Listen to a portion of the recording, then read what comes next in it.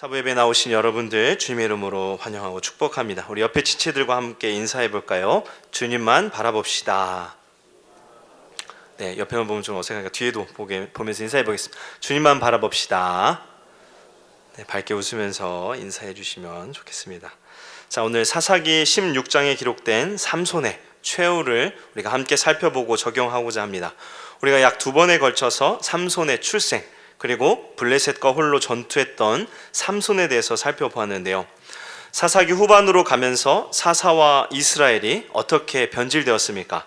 그래도 이제 첫 사사였던 온니엘 그리고 에훗, 드보라 때는 이스라엘이 범죄하여 그들을 가나안 족속에게 넘겼을 때 하나님께 이스라엘 족속들이 백성들이 회개하고 구원해달라고 간구한 것을 볼 수 있습니다. 즉 죄를 깨닫고 오랜 시간은 아니지만 어찌되었든 죄에서 돌이켜 하나님께로 돌아와 하나님을 섬겼습니다. 그리고 온니엘, 에훗, 드보라와 같은 사사들은 사사다운 모습으로 이스라엘을 구원하였죠. 그러나 시간이 흘러가면서 기드온, 입다, 삼손의 시대의 이스라엘 백성들은 점점 더 하나님을 멀리합니다.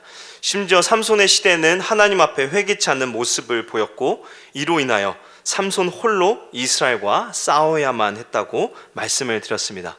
그런데 사사들 역시 이 앞의 사사들과는 다르게 연약한 모습을 보여줍니다. 기드온은 의심 많고 부족함에도 하나님께서 그를 통해 미디안 연합군을 승리로 이끌었지만 그는 하나님께 영광을 돌리지 않고 자신의 집에 에봇을 만들어 놓고 영광을 받고자 하는 죄를 범하죠. 입다는 비천한 자임에도 불구하고 사사로 세웠지만 잘못된 서원은 물론 자기 동족까지도 가차없이 몰살해버리는 비극을 만든 사사였습니다. 그리고 삼손은 오늘 우리가 계속해서 살펴보겠지만 그는 나실인 하나님 앞에 더욱 거룩하게 살도록 구별된 사람이었음에도 죄악된 자신의 방식으로 블레셋과 전투하며 승리했지만 결국에는 죄로 인해 몰락하죠. 이처럼 사사부터 이스라엘 백성에 이르기까지 이스라엘은 어떻게 변질되어 가고 있습니까? 하나님이 다스리는 나라가 아닌 가나안 족속들처럼 죄가 가득한 이 세상이 다스리는 세상과 다를 바 없는 나라로 변질된 것입니다. 세상과 다를 바 없다는 것이 무슨 뜻입니까? 삶을 살아가는 기준이 세상과 다르지 않다는 것입니다. 세상은 철저하게 죄에 대해서 어떻습니까? 죄를 죄로 인식하지 않습니다. 세상은 죄에 대한 기준이 자기 자신이에요. 자기 자신 기준으로 옳고 그름을 판단하죠. 그리고 자신만을 사랑하고 자신의 욕심을 위해 살아갑니다. 사사기의 이스라엘 백성들이 이처럼 변질되어 갔습니다. 그래서 사사기의 결론이 무엇입니까? 사사기 21장 25절에 보면 이렇게 끝을 맺습니다. 그때 이스라엘의 왕이 없었으므로 사람이 각기 자기의 소견에 옳은 대로 행하였더라. 이스라엘의 삶의 기준은 어디에 있습니까? 그들은 하나님이 주신 율법에 있습니다. 왜 율법을 주셨습니까? 하나님께서는 이스라엘 백성들로 하여금 하나님의 백성으로 살아갈 방식을, 율법을 주셨죠. 세상과 구별되게 거룩하게 살도록 하기 위하여 말씀과 율법을 주셨고 이 율법을 지키도록 하셨습니다. 그러나 이스라엘은 이러한 율법이 거추장스럽고 불편했어요. 왜냐하면 그들이 원하는 것은 모두 다 죄라고 옳지 않은 것이라고 기록되어 있기 때문입니다. 사람이 원하는 것이 무엇일 것 같습니까? 선을 행하고 좋은 일들을 원할 것 같지만 아니요, 사람들은 죄를 짓는 것을 기뻐합니다. 그리고 이 죄가 죄인 줄도 모르게 중독되고 결국 멸망하게 되는 것입니다. 그렇다면 성경에서 말하는 죄는 무엇입니까? 하나님의 말씀에 불순종하는 모든 것이 죄라고 말씀하죠. 세상은 세상의 법에서 말하는 죄를 저지를 때 죄라고 말하지만 성경은 철저하게 하나님의 말씀에 순종하지 않는 것, 그리고 하나님을 온전히 믿지 못하고 세상을 믿고 그들의 가치관대로 살아가는 것을 죄라고 분명히 말씀합니다. 로마서 1장 28절에서 32절의 말씀에 이렇게 말씀하죠. 또한 그들이 마음에 하나님 두기를 싫어하며 하나님께서 그들을 그 상실한 마음대로 내버려 두사 합당하지 못한 일을 하게 하셨으니 곧 모든 불의, 추악, 탐욕, 악의가 가득한 자요, 시기, 살인, 분쟁, 사기, 악독이 가득한 자요, 수근수근하는 자요, 비방하는 자요, 하나님께서 미워하시는 자요, 능욕하는 자요, 교만한 자요, 자랑하는 자요, 악을 도모하는 자요, 부모를 거욕하는 자요, 우매한 자요, 배약하는 자요, 무정한 자요, 무자비한 자라. 그들이 이 같은 일을 행하는 자는 사형에 해당한다고 하나님께서 정하심을 알고도 자기들만 행할 뿐 아니라 또한 그런 일을 행하는 자들을 옳다 하느니라. 죄를 짓고도 그런 일을 행하는 자들을 옳다 하는 세상, 이것이 바로 죄로 오염된 세상이고, 하나님께서는 이러한 세상에서 하나님께서 지으신 형상, 곧 하나님을 알고 하나님께 예배하며 하나님의 말씀에 순종하는 나라로 구별하도록 택한 이 나라가 이스라엘이었는데, 이 이스라엘조차 다시 세상과 다를 바 없이 변질되어 가고 있는 것입니다. 오늘 사사 삼손도 그가 구별된 사람으로 살아야지만 그렇지 못하고 타락함을 보여줍니다. 1절에서 3절에 보면 삼손은 가사에 가서 한 기생을 보고 그에게 이제 들어갑니다. 여기서 기생은 매춘부예요. 그리고 그 매춘부와 삼손이 동침을 한 것입니다. 거룩하게 살아야 할 삼손이 이방 여인과 동침까지 한다는 건 사실 사사가 아니어도 일반 이스라엘 사람이라도 범하면 안 되는 죄를 범한 것이죠. 얼마나 자기의 능력을 믿고 교만했으면 블레셋의 중심 도시인 가사에 가서 한 기생과 동침을 합니까? 이제 이 소식을 들은 블레셋 사람들은 삼손을 죽이려고 매복하지만 삼손이 어떻게 할까요? 16장 3절에 보면요, 삼손이 밤중까지 누워있다가 그 밤중에 일어나 성 문짝들과 두 문설주와 문빗장을 빼어가지고 그것을 모두 어깨에 메고 헤브론 앞산 꼭대기로 가니라 라고 말씀합니다. 밤새 매복했는데 삼손이 밤에 일어나 성 문짝들을 어깨에 메고 가버리죠. 그냥 집 문도 사실 크죠. 그런데 그게 아니라 성 문짝입니다. 지금과 비교할 수 없을 만큼 큰 문은 아니어도 성문은 결코 작지 않습니다. 그 성문을 한쪽도 아니고 성문 전체를 뽑아서 이 어깨에 메고, 그것도 약 60km나 나아간 거예요. 그리고 그 길이요, 그냥 평지도 아니고 헤브론 앞산 꼭대기로 올라가죠. 경사가 있는 산을 그 큰 성 문짝을 메고 올라간 것입니다. 왜 이 삼손의 이야기가 기록되었을까요? 아마도 삼손이 얼마나 타락했는지를 보여줌과 동시에 여전히 그의 힘이 건재하고 있음을 보여주며 아직 하나님께서 삼손을 사사로 붙잡고 계시다는 것을 보여주는 것입니다. 여전히 삼손은 자기 멋대로 행하며 죄 가운데 있지만 하나님은 여전히 그를 붙잡고 계시다는 것인데요. 사실 성문은요, 그 당시에 도시와 국가를 상징하는 것이었어요. 그런데 그것을 뽑아서 헤브론 산에 놓았다는 것은 장차 블레셋이 언젠가는 이스라엘의 하나님에게 진멸당할 것을 상징적으로 보여준 것입니다. 물론 삼손은 그런 의도가 전혀 아니었을 것입니다. 그저 자신의 힘, 자신의 능력을 과시하기 위해 그렇게 했겠죠.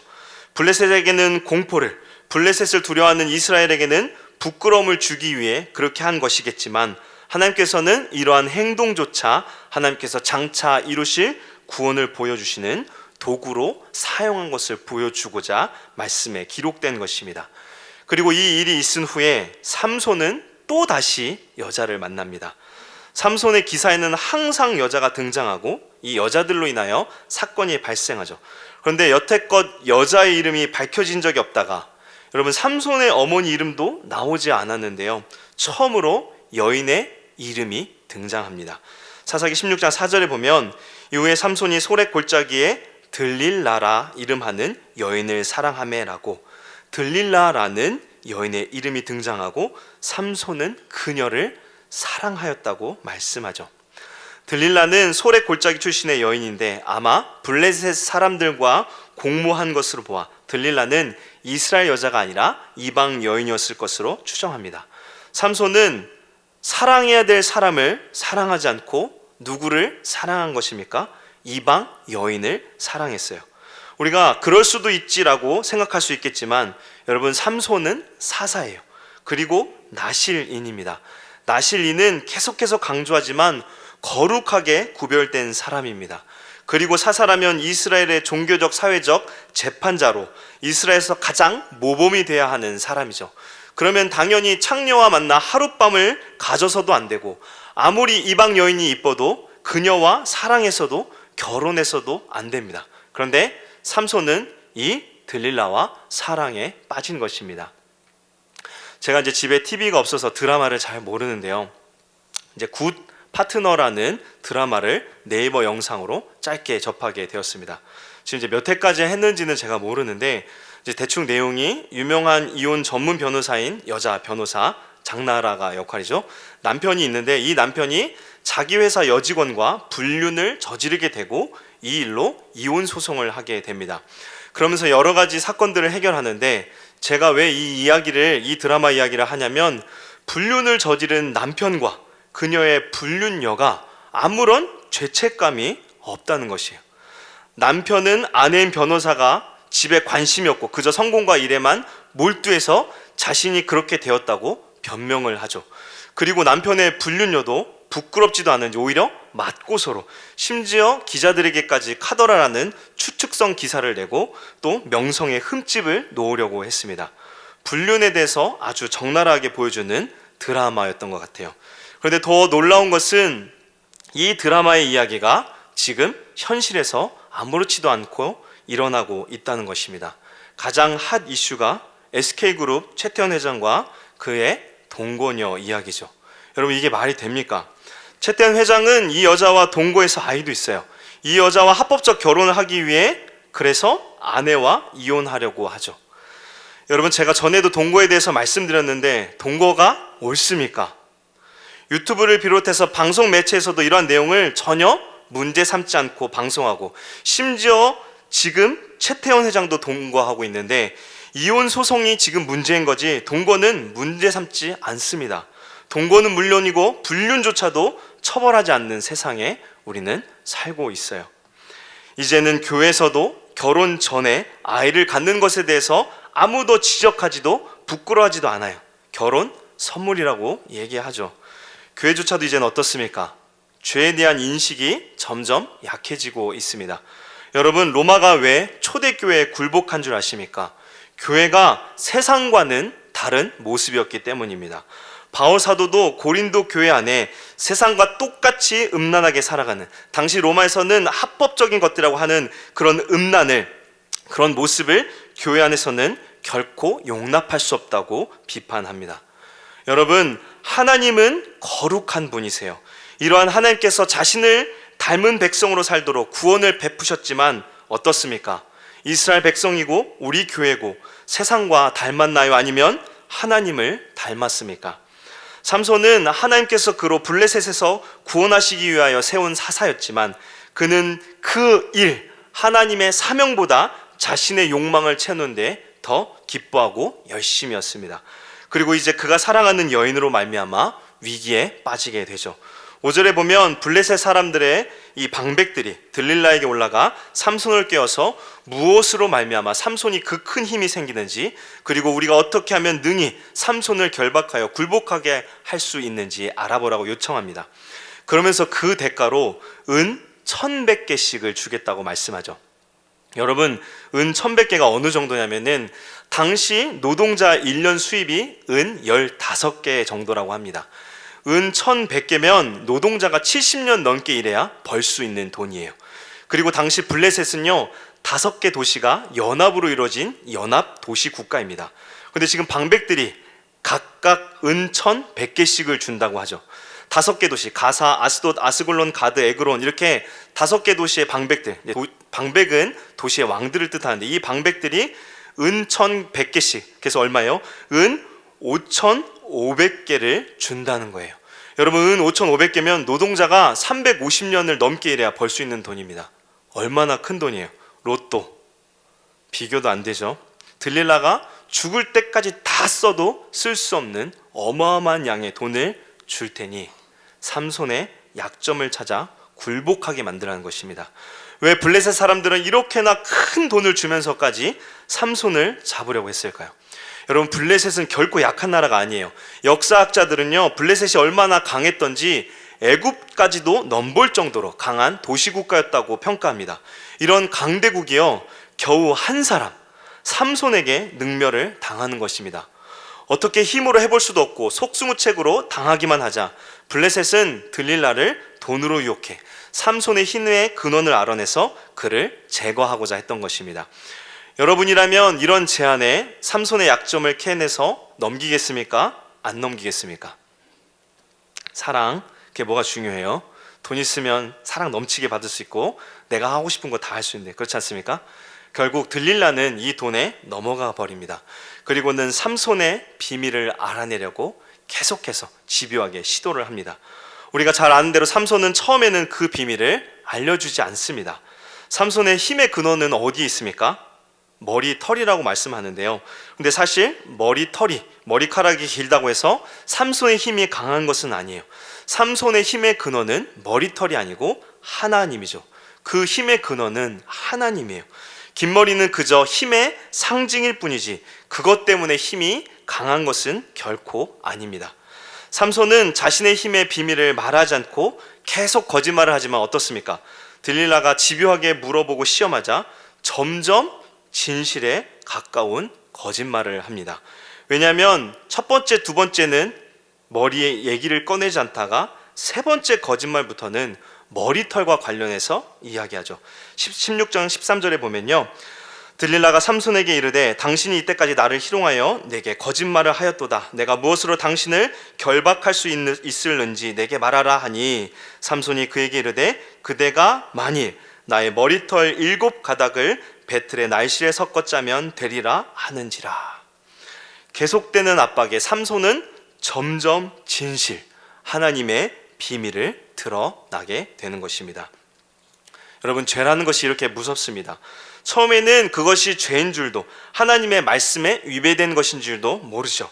그렇게 조금씩 반복되면 어느새 신앙과 삶을 파괴해버리는 것입니다. 세 번째 삼손의 대답이 거짓인 게 드러나자 들릴라가 결국 이 말을 하는데요. 사사기 16장 15절입니다. 들릴라가 삼손에게 이르되 당신의 마음이 내게 있지 아니하면서 당신이 어찌 나를 사랑한다 하느냐. 당신이 이로써 3번이나 나를 희롱하고 당신의 큰 힘이 무엇으로 말미암아 생기는지를 내게 말하지 아니하였도다 하며, 들릴라가 당신 나 진짜 사랑해? 나 사랑하는 거 맞아? 라고 사랑을 미끼로 다시 졸라대자 삼손이 어떻게 합니까? 16절에 이렇게 말합니다. 날마다 그 말로 그를 재촉하여 조르매 삼손의 마음이 번뇌하여 죽을 지경이라. 나 진짜 사랑해! 이 말에 삼손은 들릴라를 어때요? 정말로 진심으로 사랑했기에 그 마음이 번뇌하여 죽을 지경이라고 말하죠. 삼손은 하나님의 사명과 사랑 사이에 갈등하고 있죠. 그런데 삼손의 사랑이 과연 합당한 사랑입니까? 지금 삼손은 사실 하나님의 말씀과 죄 사이에 갈등하고 있는 것이에요. 왜냐하면 삼손에게 주어진 사명은 말씀을 통하여 나온 것이고 나실인의 구별됨도 말씀을 통해 주어진 것이죠. 그리고 지금 그가 행하는 사랑의 행위 역시 말씀에 위배되는 죄입니다. 즉 삼손은 하나님의 말씀도 알았고 자신이 죄 가운데 있음도 알았다는 것이에요. 그런데 어떻습니까? 여러분, 하나님의 말씀을 모르는 사람들은요 절대로 죄를 죄로 인식조차 못해요. 그런데 지금 삼손은 번뇌하여 죽을 지경이라고 하죠. 이는 하나님의 말씀도 알고 죄에 대해서도 알았기 때문에 그런 것입니다. 이때 무엇을 선택해야 합니까? 당연히 죄가 아니라 하나님의 말씀을 선택해야겠죠. 그러나 죄가 그렇게 쉽게 물러나 하나님의 말씀을 선택하게 만듭니까? 여러분, 죽을 지경을 만들매도 죄는 죄를 선택하게 만들고 결국 죄로 인하여 파멸하게 만듭니다. 그렇기에 죄가 무서운 것이고 이 죄를 우리는 절대로 가볍게 여겨서는 안 되는 것입니다. 번뇌하던 삼손은 결국 들릴라에게 자신의 진심, 죄를 선택하죠. 자신의 진심을 보여줍니다. 17절 말씀인데요. 삼손이 진심을 드러내어 그에게 이르되 내 머리 위에는 삭도를 대지 아니하였나니 이는 내가 모태에서부터 하나님의 나실인이 되었음이라. 만일 내 머리가 밀리면 내 힘이 내게서 떠나고 나는 약해져서 다른 사람과 같으리라 하니라. 삼손은 하나님의 말씀을 지키고 따르는 것보다 자신의 사랑을 선택했고 이것이 철저히 말씀에 위배된 것임을 알면서도 그것을 위해 자신의 비밀을 밝힙니다. 머리를 밀면 자기는 보통 사람처럼 된다고 말하죠. 사실 삼손의 여러분 이 대답은 틀렸어요. 왜냐하면 삼손은 자신의 힘의 근원이 마치 머리털에 있는 것처럼 말했기 때문입니다. 그러나 앞에서 제가 말씀드렸지만 삼손의 힘의 근원은 어디에 있습니까? 하나님에게 있죠. 머리털은 하나님이 그와 함께 하심을 나타내는 상징이에요. 사실 그는 나시린의 모든 규례를 다 어겼습니다. 유일하게 지키고 있는 것이 지금 무엇이에요? 유일하게 지금 지키고 있는 것이 머리털이에요. 그런데 이마저도 어겼다는 것은 이제 삼손이 하나님을 완전히 포기해버린 것을 뜻하는 것입니다. 삼손의 진심을 들은 들릴라는 삼손으로 자기 무릎을 베고 자기 하여서 머리털을 다 밀어버리죠. 그리고는 들릴라가 삼손에게 블레셋 사람이 당신에게 들이닥쳤다라고 말하자 삼손이 어떻게 말합니까? 16장 20절에 이렇게 말합니다. 들릴라가 이르되 삼손이여 블레셋 사람이 당신에게 들이닥쳤느니라 하니 삼손이 잠을 깨며 이르기를 내가 전과 같이 나가서 몸을 떨지리라 하였으나 여호와께서 이미 자기를 떠나신 줄을 깨닫지 못하였더라. 삼손은 하나님께서 이미 자기를 떠나 아무 능력이 없는 줄도 모르고 블레셋을 전과 같이 나가서 무찌를 것이라고 착각하죠. 죄로 인하여 파멸하게 되었음에도 여전히 괜찮다고 착각하고 있는 것입니다. 여러분 이것이 죄의 결과예요. 여러분 죄는 결국 우리를 어떻게 만듭니까? 하나님께서 떠나버리시고 사탄의 지배를 받아서 죄의 저주를 받게 만듭니다. 여러분 삼손을 보세요. 죄를 선택한 삼손은 결국 그 죄의 대가로 21절에 보면 두 눈이 뽑히고 성문을 뽑아 힘을 과시했던 그 가사에 끌려가서 옥에서 맷돌을 돌리게 됩니다. 하나님을 바라보지 못하고 정욕에 불탔던 눈은 그 죄의 결과로 눈이 뽑혔고 그렇게 자신의 힘을 믿고 오만하게 행하다가 노예나 짐승들이 돌리는 맷돌을 비참하게 돌리게 된 것입니다. 블레셋으로부터 구원하기 위하여 세워진 사사가 얼마나 비참하게 몰락했습니까? 삼손의 몰락은 개인은 물론 하나님의 영광도 하나님의 대적에게 웃음거리가 되어 버리도록 한 것입니다. 여러분 죄의 시작은 하나님이 아닌 다른 것을 바라보고 그것을 사랑하는 것으로부터 시작합니다. 그리고 그 죄는 가만히 우리를 속이며 반복해서 더 큰 죄를 짓게 만들고 결국 하나님을 완전히 떠나게 만듭니다. 그러면서도 죄는 우리를 속여요. 행복하다고, 여전히 좋은 자리에 있다고, 전보다 더 좋은 것을 얻게 될 것이라고, 마지막에는 놓치면 죽을 것처럼, 그것이 전부인 것처럼 속여 멸망하게 만듭니다. 삼손만 이 죄에 빠져 있을까요? 우리는 어떻습니까? 우리는 자기 안에 있는 죄를 발견하는 것을 기뻐하지 않습니다. 이내 발견하면 어떻습니까? 하나님 앞에 회개하고 죄에서 돌이키는 것보다 죄를 짓는 자신을 합리화하고 정당화하죠. 그리고 이내 다시 반복해서 죄를 짓고 죄를 지어도 이제 나중에는 두려워하지도 않게 되죠. 죄가 우리의 마음을 둔감하게 만들어버리는 것입니다.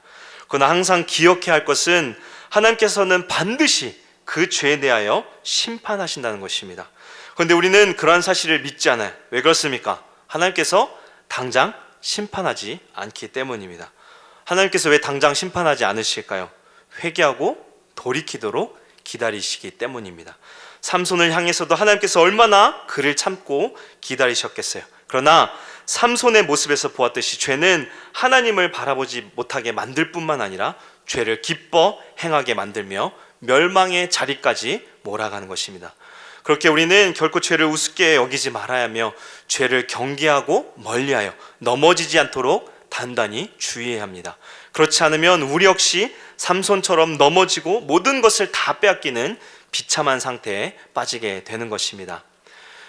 이런 비참한 상황에서도 우리가 기억해야 할 것은 하나님은 우리 인간과 다르다는 것이, 비록 죄로 인하여 몰락하고 사망의 골짜기에 있을지라도 우리는 꼭 기억해야 할 것이 있는데 하나님께서 여전히 우리와 함께 하신다는 것입니다. 죄로 인하여 노예보다 못한 취급으로 전락한 삼손에게 하나님께서는 그것 참 고소하다고 통쾌하실까요? 아니면 마땅히 네가 죄를 지었으니까 대가를 받아라 하고 그냥 버려두셨습니까? 아니죠. 죄로 인하여 비참하게 죽어가는 자기 백성을 향해 하나님께서는 언제나 항상, 제가 강조해서 말씀드리지만 결코 버리지 않으시고 영광의 자리로, 은혜의 자리로 회복시키신다는 것입니다. 그래서 사사기 16장 22절에 이렇게 말씀하죠. 보시면 그의 머리털이 밀린 후에 다시 자라기 시작하니라. 분명 삼손의 힘의 근원이 머리털에 있지 않다고 말씀드렸습니다. 그렇다면 22절을 우리는 어떻게 이해해야 할까요? 비록 삼손이 스스로 하나님을 포기하여 눈도 잃고 영광도 잃었지만 신실하신 하나님께서 어떻게 하십니까? 삼손으로 영의 눈을 뜨게 하시고 삼손의 사명을 다시 깨우셔서 그로 사사의 역할을 감당하게 하심을 상징적으로 보여주는 것입니다.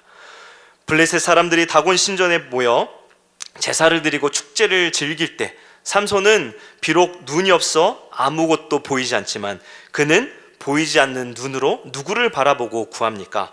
하나님을 찾았습니다. 죄로 인하여 좌절과 고통 가운데 그는 비로소 하나님이 보였고 하나님을 의지했던 것입니다. 그래서 삼손이 28절에 이렇게 간구하죠.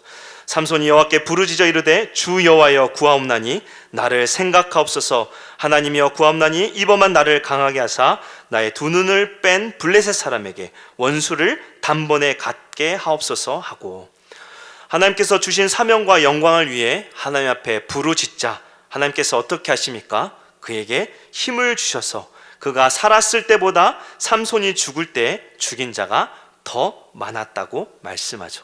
결국 삼손을 통해 하나님께서 구원의 역사를 이루신 것입니다. 여러분, 삼손은 태어나기 전부터 하나님으로부터 나실이라는 특별한 부름을 받은 사람이었습니다.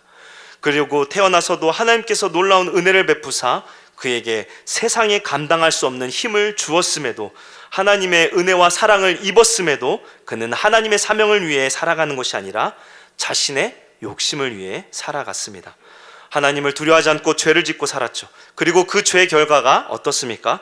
모든 존귀와 영광, 하나님께서 주신 모든 은혜를 빼앗기고 비참하게 몰락하게 되는 것입니다.